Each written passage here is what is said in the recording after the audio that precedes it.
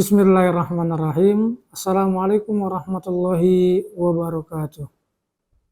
Hakikat daripada puasa itu adalah bukan sekedar menahan lapar dan haus saja, namun yang paling terpenting dalam berpuasa adalah bagaimana kita dapat menahan hawa nafsu untuk mendapat keridhaan dari Allah Subhanahu wa taala, sehingga setelah di bulan suci Ramadan ini kita akan mendapat gelar menjadi orang-orang yang bertakwa.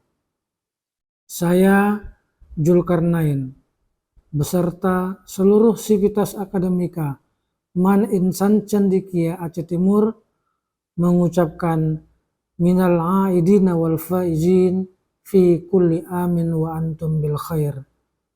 Selamat Hari Raya Idul Fitri 1445 Hijriah. Mohon maaf lahir dan batin. Semoga kita semua dalam kondisi fitrah di hari Idul Fitri ini. Assalamualaikum warahmatullahi wabarakatuh.